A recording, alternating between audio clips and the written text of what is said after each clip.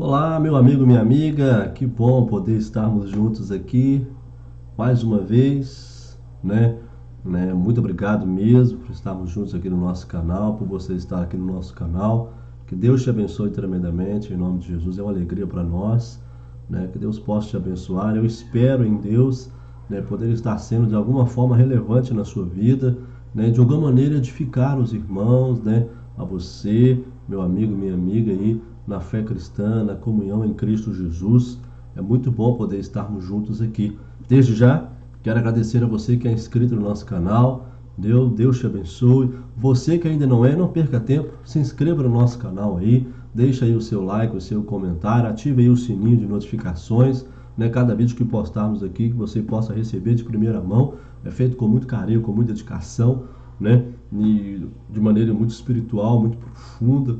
Né? Quero que seja relevante na vida dos irmãos, né? Ser relevante na sua vida de uma maneira tremenda e especial. Que Deus possa te abençoar poderosamente em nome de Jesus. O meu abraço, um forte abraço aí no seu coração, em nome de Jesus. Conte com as nossas orações, ore também por mim, viu? Ore pelo nosso ministério, que Deus possa nos dar graça ao abrir das nossas, né, dos nossos lábios, que realmente seja Deus falando através de nós, que eu possa ser, né, sempre um instrumento nas mãos de Deus, né, para a glória de Deus, né, e também para a alegria da igreja e a alegria nossa em nome de Jesus. Meus queridos irmãos, a temática que nós temos hoje é um pouco diferente das que nós temos abordado nos vídeos anteriores, né? Algumas pessoas têm me perguntado sobre teologia, né? Se eu sou formado em teologia, o que é teologia, né? Qual a razão de teologia, por quê, qual o objetivo de teologia, por que fazer teologia, teologia mata, não mata, né? A teologia ela desvia o homem, né? O homem é crente e quando ele faz teologia ele não acredita em mais nada,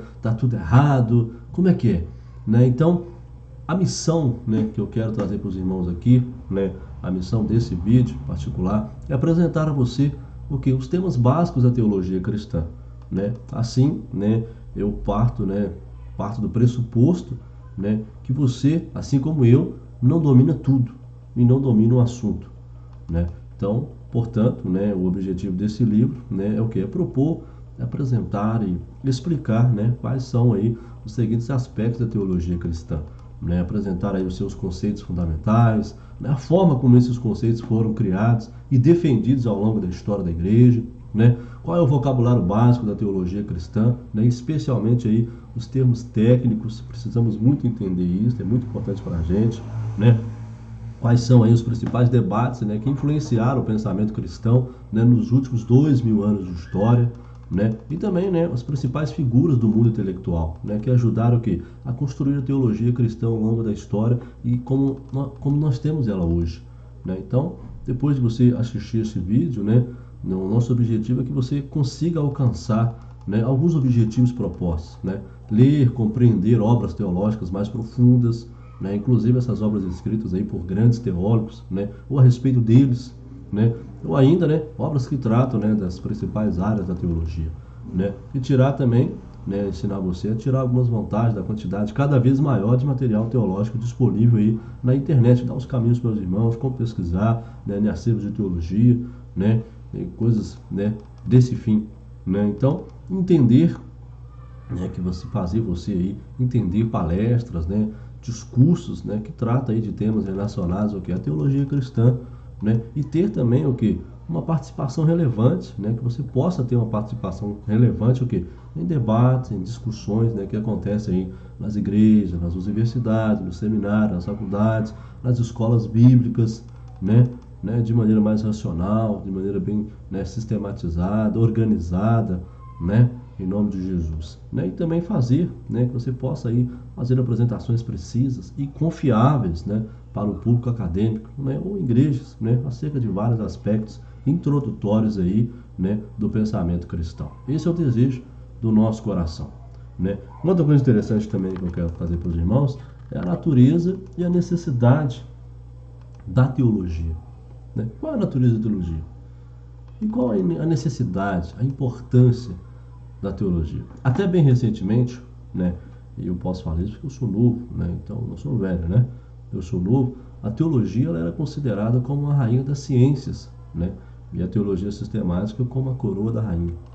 Mas hoje em dia, né, a maior parte, né, dos chamados estudos teológicos, nega a ideia de que ela seja uma ciência, e ainda mais a ideia de que ela possa ser a rainha das ciências, né? Uma coisa interessante é que todos nós devemos estar cientes, né, de que, né, há nos dias de hoje um grande preconceito contra a doutrina, ensino, dogmas, né, contra o estudo bíblico, escola dominical, né, dão várias outras coisas no lugar disso, que é tão importante, né, tantos outros eventos, né, a gente vê isso aí, né, na religião, né. Então você vê uma grande desconfiança e uma aversão ao pensamento claro e sistemático a respeito das coisas divinas, né. Os homens preferem, não se pode deixar de notar, viver em uma região de nebulosidade, de indefinição com relação a esses assuntos, né.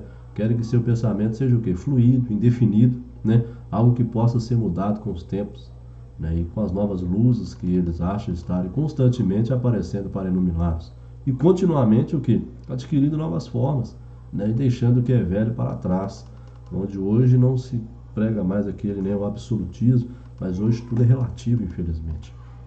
E isto é ainda mais verdadeiro, né, nos nossos dias, né? A dúvida, né, dos dias de hoje quanto a podermos chegar a qualquer conclusão neste campo, né, que possa ser considerada como certa e final, né, influenciada pela filosofia corrente do pragmatismo, né, o teólogo moderno ele começa com a discutir, né, que em teologia, como em todos os outros campos de pesquisa, a crença nunca deve ir além do mero estabelecimento de uma premissa básica, né, nunca deve ser enunciada como algo considerado fixo, né, e final, né, tendo rejeitado a Bíblia como infalível palavra de Deus e tendo aceitado a ideia de que tudo está tudo está fluindo, né? Então o teólogo moderno hoje, né, ele afirma que não é seguro formular quaisquer ideias permanentes a respeito de Deus e da verdade teológica, né? Se ele fizer isto hoje, né, se um teólogo desses, né, fizer isso hoje, um teólogo sério, espiritual, cristão, né, amanhã ele pode ser obrigado a mudar a sua opinião. Então por isso, né, escritores modernos raramente, né, expressam qualquer certeza com respeito, né, a qualquer ideia que não seja, né, das mais gerais em teologia, né? Ninguém pega nada a sério, né? Mas graças a Deus, que ainda há muitos, né, que não se deixam levar por essa filosofia subliminar, né, e que ainda crê que há algumas coisas no mundo que são estáveis e permanentes. Eu espero que uma dessas pessoas seja você, em nome do Senhor Jesus Cristo. Por isso que você está aqui nesse vídeo, né? E eles citam, né, a regularidade dos corpos celestes, das leis da natureza e da ciência e da matemática como sendo as provas básicas para esta crença, né? A ciência, como sabemos, ela está começando a questionar a regularidade até das leis da natureza. Mas o cristão em Deus, o crente em Deus, experiente, ele vê nessas aparentes irregularidades a intervenção de Deus e a manifestação do seu poder milagroso, né? Nós sustentamos que, ao mesmo tempo em que a apreensão da revelação divina ela é progressiva, né, a revelação em si ela é tão estável quanto a própria retidão e verdade de Deus, né? Então, portanto, né, ainda acreditamos na possibilidade da teologia e da teologia sistemática, né? E ainda consideramos, né, tão favoravelmente, né, quanto os antigos faziam. Nós estamos juntos com eles, né? É patente o fato de que mesmo o moderno estudante que não formula, né, suas crenças teológicas ainda tem ideias razoavelmente definidas a respeito de questões principais nesse campo, né? A razão para isso, né, se encontra em sua própria constituição moral e mental. A gente vai falar sobre isso, né, quando abordarmos sobre a necessidade da teologia, né? Mas eu gostaria de trazer com os irmãos aqui um pouco, né, da natureza da teologia, né? A natureza da teologia, né, em si. O termo teologia, né, ele é usado hoje em dia no sentido restrito e também no sentido amplo, né? Ele é derivado de duas palavras gregas, theos e logia, logos, né? Sendo que a primeira, né, traz a ideia de significação de Deus e a segunda, né, palavra, discurso, tratado, ensino, doutrina, né, de forma sistematizada. Então, no sentido mais restrito, portanto, a teologia pode ser definida como sendo a doutrina de Deus, a respeito de Deus. Mas, no sentido mais amplo e mais comum, né, o termo vem a significar todas as doutrinas cristãs, né? Não apenas a doutrina específica de Deus, mas também as doutrinas que se referem ao quê? Às relações que Deus mantém com o universo.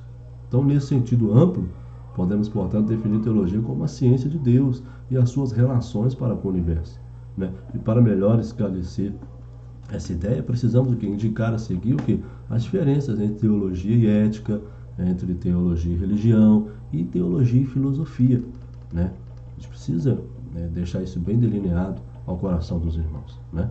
Teologia e ética, né? O que bem é ética na sua cabeça, né? O que é ética na sua cabeça, né? A psicologia, ela lida com o quê? Com o comportamento. A ética, com a conduta, como esse, né, da conduta desse ser, né, que está aí no comportamento, né? E isto é verdadeiro tanto na ética filosófica quanto na da cristã. A psicologia, né, ela indaga como, o porquê do comportamento. Já a ética, né, a respeito da qualidade moral e da conduta, né? A ética pode ser o quê? Descritiva ou prática. A ética descritiva, ela examina o quê? A conduta humana à luz do quê? De um pradão do que é certo ou errado, né? Já a ética prática, né, se alicerça o quê? Na ética descritiva, mas particularmente o que enfatiza as razões para se tentar viver de acordo com tal padrão. Mas, como é patente, de qualquer maneira, a ética filosófica sempre se desenvolve o quê? Uma base puramente naturalista, né, e não possui, né, a doutrina do pecado, do Salvador, a necessidade de salvação, de redenção, de regeneração, de habitação e poder divinos, o quê? Para se alcançar essas metas. Então, ou seja, a ética cristã, ela difere bastante da ética filosófica, né? Ela é mais completa, pois enquanto que a ética filosófica ela se restringe aos deveres entre o homem para com o homem, a ética cristã ela inclui tanto o homem para com o homem, como também o que? Os deveres do homem para o quê? Para com Deus, né? E além disso, é diferente em sua motivação. Na ética filosófica, né, o motivo é o quê? É hedonista, utilitarista, perfeccionista, né? Ou uma combinação de todos estes, como, né, no humanismo, né? Mas na ética cristã, o motivo é o quê? É a afeição e a submissão voluntária a Deus, né? Mesmo assim, a teologia contém muito mais do que aquilo, né, que pertence à ética cristã, né? Ela inclui também o que? Doutrinas da Trindade, né, da criação, da providência divina, da queda do homem, a encarnação do nosso Senhor e Salvador Jesus Cristo, né, a redenção e, quase no finalzinho lá, também escatologia, né? Então, nenhuma dessas pertence né, propriamente o que? À ética. Uma outra coisa interessante também é a teologia e religião, né? O termo religião, né, ele é usado no maior número de maneiras inimagináveis, né? É usado o quê? Para as práticas do fetichismo na África, né? Para o canto dos hindus ante o absoluto impessoal, para o palavrear, né, dos sacerdotes, né, shintoístas, dos mardis maometanos, né, para o sistema grego e católico romano, né, para a propaganda humanitária, né, e para o que? A adoração e o culto, né, do protestante ortodoxo, né? Por isso, alguns preferem não usar o termo para a verdadeira fé cristã, mas essa questão ela deve ser o quê? Decidida por uma definição aproximada de religião. Hegel, ele considerou a religião como um tipo de conhecimento, né, mas ele não percebeu, né, que o tipo de conhecimento do qual fala as Escrituras inclui não apenas o intelecto, mas também as afeições e a vontade humana, né? Schleiermacher, né, a considerou como sendo apenas o que? O sentimento de dependência, né? Mas se esqueceu que tal sentimento o que? Não é religioso, a não ser que possa ser acoplado o que? A confiança em Deus, a apropriação dele e serviços prestados a ele, né? Immanuel Kant, né, identificou o que? Uma ética, né? Alguns pensavam que era a moralidade tocada pela emoção, né? E o Hillman vai dizer que a religião ela é a aguda percepção que o homem tem do reino de possibilidade inatingida, né? E o comportamento resultante dessa percepção, né? Mas nenhuma dessas, né, definições que nós temos ela é adequada. Para começar, a etimologia, né, do termo religião ela é incerta, né? A derivação que Agostinho fez de religare, né, do latim, ligar de novo o homem, né, a Deus, ela é duvidosa, né? O mundo pagão tinha religião, mas não tinha o quê? Uma concepção bíblica da natureza do pecado e da necessidade que o homem tem o quê? De redenção, quanto é subcedível nessa definição. Mais provável é a ideia de Cícero, né? Ele deriva de, né, relegere, o que? Considerar, rever. Ou seja, em outras palavras, né, ele considerar e observar o que? Devotadamente, especialmente aquele que diz respeito à adoração dos deuses, né? Então, deste ponto de vista, então, todas as práticas e sistemas mencionados acima, né, que nós falamos, né, se encaixariam no termo que? Religião, tudo é religião, né? Strong, né, um grande teólogo, ele diz que religião é uma ideia essencial, né? E sua ideia essencial que é uma vida em Deus, né? É uma vida vivida em reconhecimento de Deus, em comunhão com Deus, né? E sob o controle do Espírito de Deus que habita o quê? Que habita no crente. Então, para Strong, só há estritamente uma religião, a religião cristã, né? Então, se adotarmos este ponto de vista, então nós estaremos o quê? Justificados em usar o termo o quê? Para fé e cultos protestantes ortodoxos. Mas, ao mesmo tempo, seríamos o quê? Obrigados a recusá-lo a todas as outras chamadas religiões existentes no nosso tempo, né? A relação entre teologia e religião é a de quê? De efeitos, né? Em esferas diferentes, né? Produzidos o quê? Pelas mesmas causas, né? No campo do pensamento sistemático, né, os fatos que se referem a Deus, suas relações com o universo, levam o que? A teologia. Já na esfera da vida individual e coletiva, elas levam o que? A religião. Então, em outras palavras, né, na religião, né, na teologia, né, o homem organiza o que? Seus pensamentos com referência a Deus e ao universo. E na religião, ele expressa o que? Em atitudes e ações, o que? Os efeitos que esses pensamentos produzem no indivíduo. Outro ponto interessante também é uma relação entre teologia e filosofia. Teologia e filosofia têm o quê? Praticamente os mesmos objetivos, mas diferem bastante o quê? No enfoque que dão e no método que usam o quê? Para atingir esses objetivos. Ambas buscam o quê? Visão completa do mundo e da vida.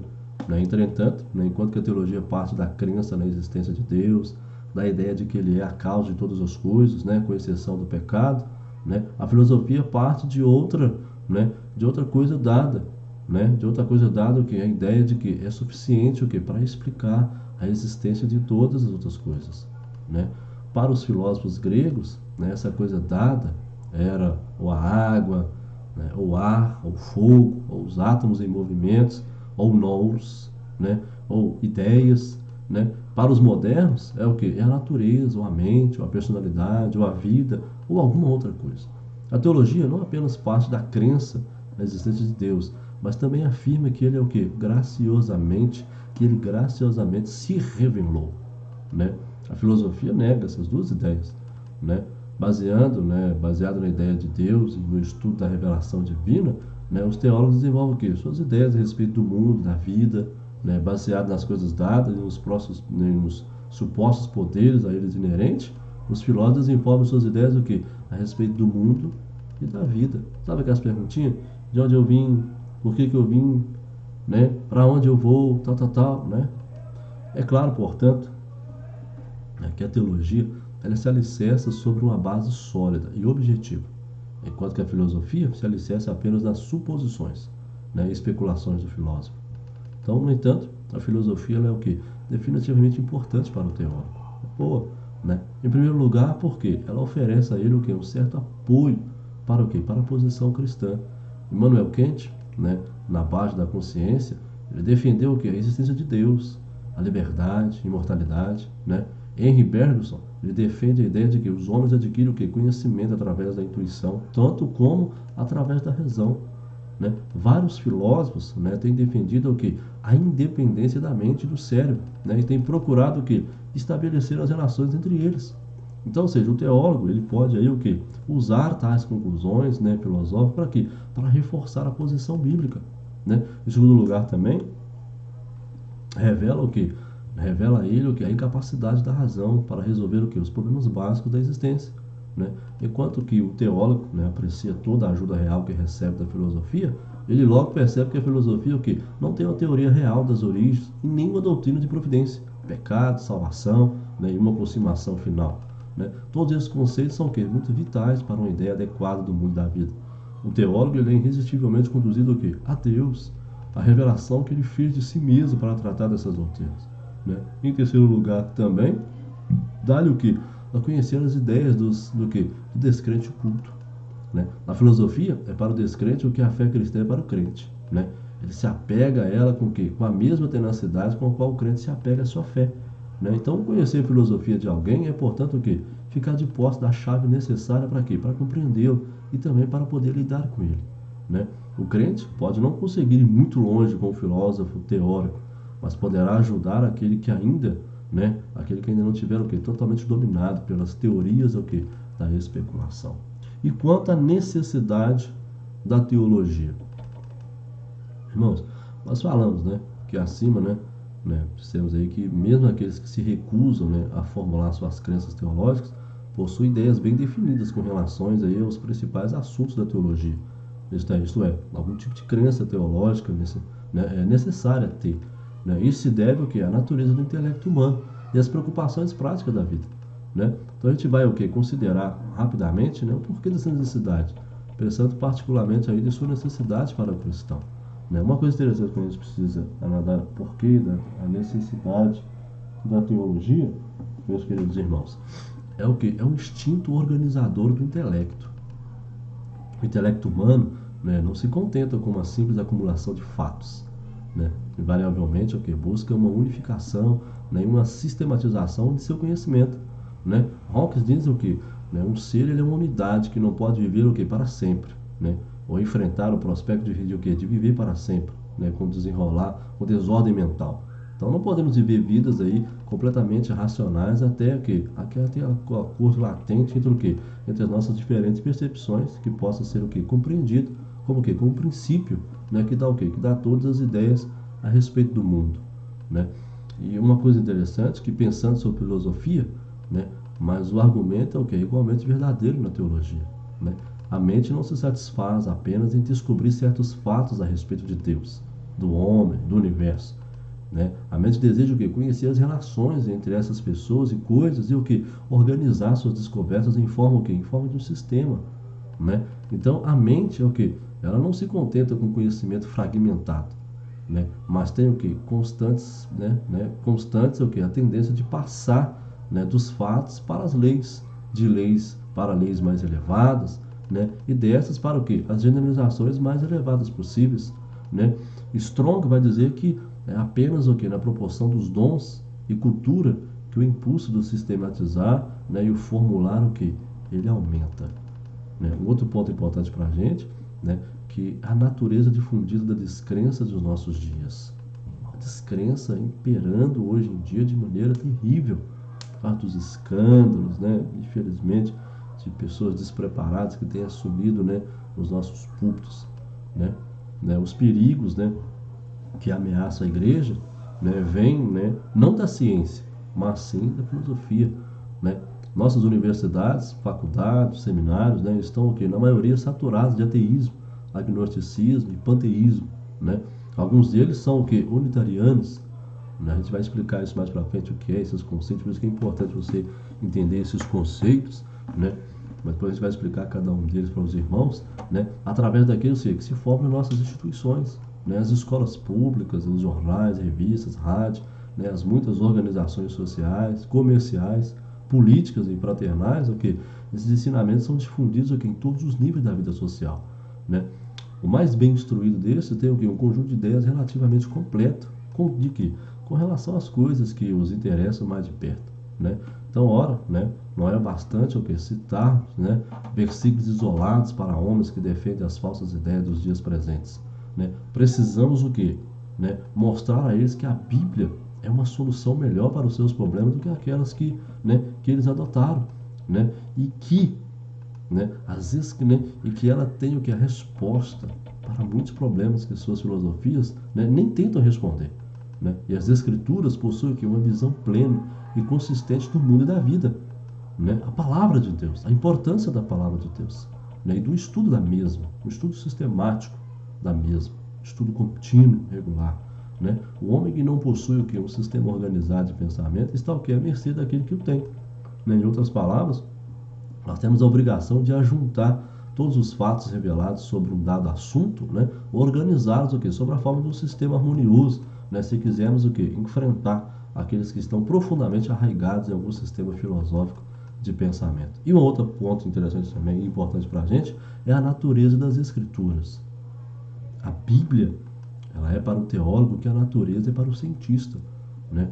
né? Ou seja, um conjunto de fatos desorganizados ou apenas parcialmente organizados, né? Deus não achou necessário escrever a Bíblia na forma de teologia sistemática, né? É nossa tarefa, né, como estudantes da palavra de Deus, portanto, que é juntar os fatos dispersos e colocar o que sobre a forma do sistema lógico, né? Então, há certamente algumas doutrinas, né, que são tratadas com relativa extensão em um único contexto, mas não há nenhuma que seja ali o que tratada exaustivamente, né? Veja como, por exemplo, né, a doutrina, né, ou temas tratados excessivamente em uma passagem, né, por exemplo, o significado da morte de Cristo nas 5 ofertas de Levíticos, né, ou as qualidades da palavra de Deus no Salmo 19, 119, né, ou os ensinamentos da onipresença, onisciência de Deus no Salmo 139, ou temas mais assim, né, por exemplo, sofrimentos, morte, exaltação do servo de Jeová, ali em Isaías 53, né, a restauração de Israel, né, de sua adoração no templo, em sua terra, né, ou seja, as predições referentes aos tempos dos gentios, a volta de Cristo a este mundo e os acontecimentos que imediatamente ligados a ele, né, a carta magna do reino de Deus, né, o desenvolvimento do cristianismo em Mateus 13, né, ou quem sabe, né, a doutrina da pessoa de Cristo em João 1:1. Rapaz, ali é muita coisa, né? Os ensinamentos de Jesus Cristo referente ao Espírito Santo, né, o status do cristão dos gentios em referência à lei mosaica, né, ou a doutrina da justificação pela fé, lá em Romanos, né, o estado presente e futuro de Israel como nação, né, a questão dos dons do Espírito Santo, lá em 1 Coríntios, né, ou a caracterização do amor em Coríntios 13, né, a doutrina da ressurreição, né, a doutrina da igreja, né, as conquistas da fé, né, o problema do sofrimento no livro de Jó, né, em 1 de Pedro, né, apesar de ser grande a extensão do tratamento dado a temas dessas passagens, em nenhuma delas o tema é tratado o quê? Plenamente. Ninguém consegue fechar esse assunto, né? Então é necessário que, portanto, né, se quisermos conhecer todos os fatos a respeito, né, de qualquer assunto, o que? Ajuntar os ensinamentos dispersos e colocá-los o quê? Em um sistema lógico e harmonioso. Quem faz isso? O teólogo. Então nós estamos constantemente fazendo teologia. Constantemente nós estamos fazendo teologia, né? Mesmo sem querer, nós somos teólogos, não é verdade? O desenvolvimento de um caráter cristão inteligente. Por isso a necessidade de teologia. Para que haja o quê? Um desenvolvimento de um caráter cristão inteligente, né? Há duas opiniões errôneas a respeito desse assunto. Primeiro, há pouca ou nenhuma relação entre a crença de um homem e o seu caráter. Ó, a teologia tem um efeito entorpecedor sobre a vida espiritual. O cara morre. Será? Eu já ouvi muito isso, né? Já ouvi muito isso. Então, o modernista, às vezes, né, ele acusa o crente ortodoxo do absurdo de defender as crenças adicionais da igreja quando ele vive como um pagão, né? O seu credo, né, insiste, né, aquele que não afeta seu caráter e conduta. O modernista, né, pelo contrário, ele se dispõe a produzir uma vida boa sem o credo ortodoxo. Dá para você ver, né? Como podemos responder, né, a essa acusação, né? Replicamos, né, que a mera aceitação intelectual de um conjunto de doutrinas é insuficiente para quê? Para produzir resultados espirituais, né? E infelizmente muitas pessoas chamadas ortodoxas possuem nada mais, né, do que uma lealdade intelectual para com a verdade, né? Insistimos, né, além disso, que a verdadeira crença, envolvendo aí o intelecto, a sensibilidade, a vontade, não possui um efeito sobre o caráter e a conduta, né? Os homens agem de acordo com em que realmente creem e não de acordo com aquilo em que eles simplesmente dizem crer, né? Então, dizer que a teologia tem um efeito entorpecedor sobre a vida espiritual pode ser verdade apenas se o assunto for tratado como mera teoria, né? Se for tratado em relação à vida, se ficar claro que cada um dos atributos de Deus, por exemplo, né, tem uma influência prática na conduta, né, a teologia não terá um efeito entorpecedor sobre a vida espiritual. Ao invés disso, servirá o quê? De guia para o pensamento inteligente a respeito de problemas religiosos e um estímulo aí para uma vida santa, né? Como poderiam ideias plenas e concretas, né, a respeito de Deus, do homem, do pecado, de Cristo, da Bíblia, etc., levar a outra coisa, né? Então, a teologia não apenas nos ensina, né, que tipo de vida deveríamos viver, mas nos inspira a viver dessa maneira, né? Em outras palavras, né, a teologia não apenas indica as normas de conduta, mas também o que nos fornece os motivos para tentarmos viver de acordo com essas normas. Olha a importância, a necessidade da teologia, né?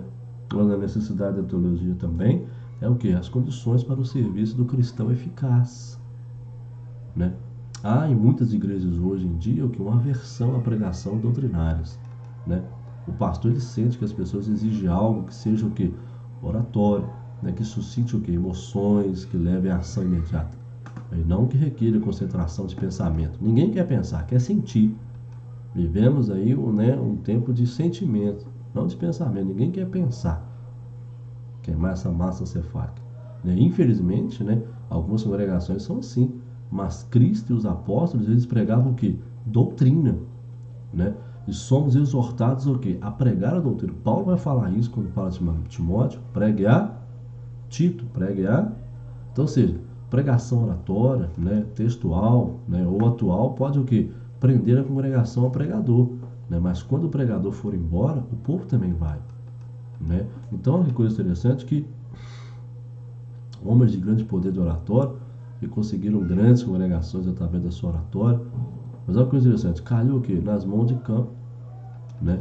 Então, para os irmãos, a necessidade do quê? De ensino bíblico. Precisamos, né? Então, ou seja, tem sido, frequentemente demonstrado que o que?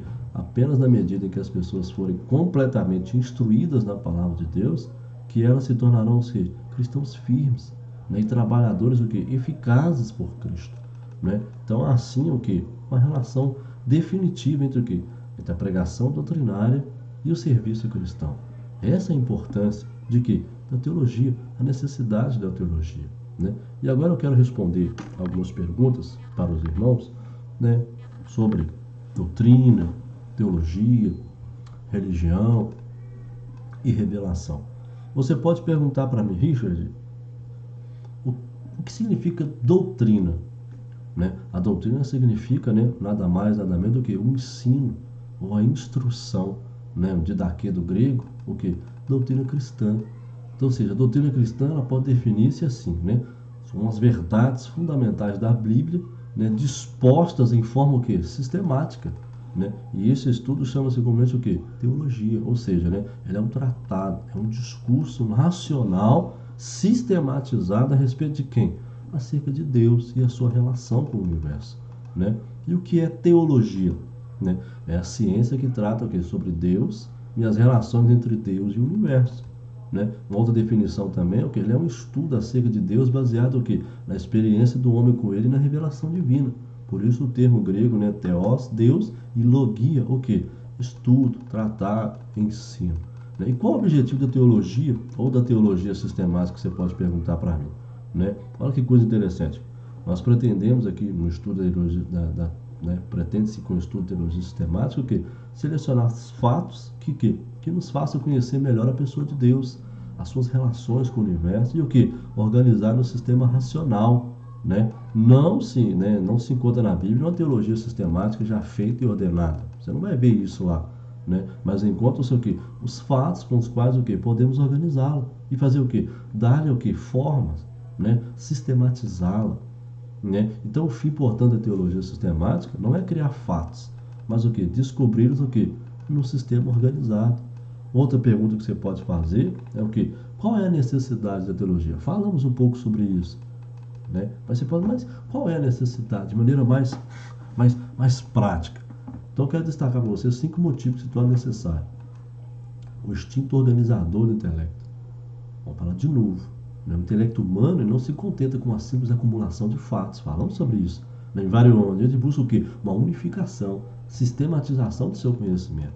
Não coisas aleatórias ao léu, sem sentido, Falamos aí sobre a natureza, o que é difundida a descrença nos nossos dias, os perigos que ameaçam a igreja, não vem da ciência, mas vem da filosofia, A natureza das escrituras, a Bíblia, essa importância da Bíblia para o teólogo, E falamos também o que? Sobre o desenvolvimento de um caráter cristão inteligente, Falamos aí dessa condição que para ter o que? Um serviço eficaz para Deus, Então, ou seja, é necessário o que? Para a satisfação do intelecto do homem a respeito do cristianismo, Ou seja, ele é necessário para o quê? Para definir, para defender e o quê? Propagar, né, o que é ser cristão, né? Falamos um pouco sobre a religião, eu quero definir aqui, né, o que é religião, né? Então a religião, o quê? Ela é a vida do homem nas suas relações sobre-humanas, isto é, né, a vida do homem em relação ao quê? Ao poder que o criou. Ou seja, a autoridade suprema acima dele, ao ser invisível, com quem o que é capaz de ter comunhão. Então a religião, né, esse termo latim, tem atrás da ideia de religare, né, é o que? É o resultado da busca do homem o que? Para o ser o que? Religado ao seu Criador. Né? Então, o cristianismo, né, ela é a verdadeira religião. Por quê? Pois ela está fundamentada na relação divina, na revelação divina. E ela o que? Ela prega a verdade acerca de quem? Acerca de Deus. Somente através do Filho de Deus, Jesus Cristo, que o que? O homem pode chegar a ser o que? A Deus. Lembra, Jesus disse, ninguém vê o Pai senão por quem? Senão por mim. E qual a diferença entre religião e teologia? Né? A religião é a vida, a maneira como se manifesta. E a teologia é a doutrina, é a maneira como a pessoa crê.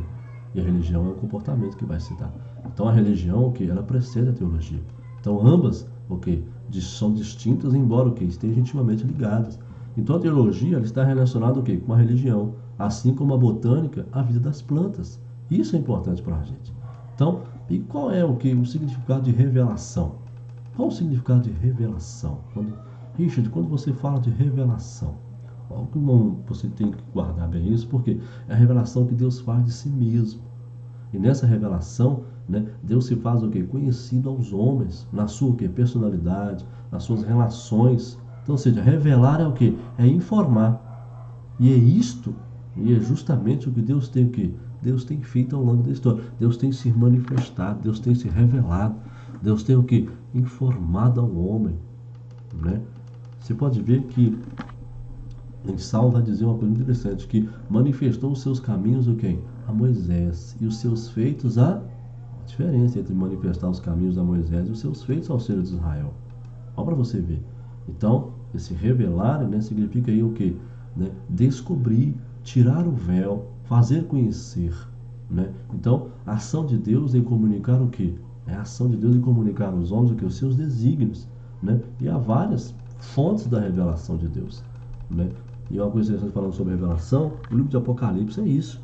Né? Um livro que todo mundo tem medo de ler, muita gente tem medo, né? Porque tem muita coisa né, que realmente é de difícil interpretação ali, mas a Apocalipse significa o quê? Revelar. Revelação de Jesus Cristo, é aquele que ele revelou para a igreja, para mim e para você. Né? Quais são as fontes da revelação de Deus, já que Deus se revela? Irmãos, glória a Deus que Deus se revela, senão nós estaremos mais ou menos enrolados. Mas ele quis nele mesmo se revelar a nós. Primeiramente, a revelação máxima que nós temos a respeito de Deus é a pessoa de nosso Senhor e Salvador Jesus Cristo. Ele é a principal fonte de revelação. Né? As revelações mais ricas, mais espirituais, e mais efetivas e mais verdadeiras são o quê? São as que se realizaram o quê? Em Cristo Jesus. Né? No que ele era, no que ele diz e no que ele fez. Principalmente na cruz do Calvário. Deus se revela ali de uma maneira gloriosa, poderosa por nós. Né? O segundo meio que Deus se revela é as Escrituras Sagradas. Essa revelação escrita da sua pessoa, do seu caráter, dos seus propósitos e das suas ações para a comunidade. Uma outra fonte de revelação que nós temos também muito importante é o Espírito Santo. Né? E este o que? Comunica aos homens o que? A sabedoria de Deus, seus desígnios, o Espírito Santo de Deus. Temos também o que? O homem. Né? Por sua natureza moral, sua semelhança com o Criador, né? Por ser essencialmente religioso, né? E fonte da teologia, então, ou seja, esse encontra o que? Sua expressão maior o que? No contexto da igreja. Vamos se revelando ali no contexto de igreja, de comunidade.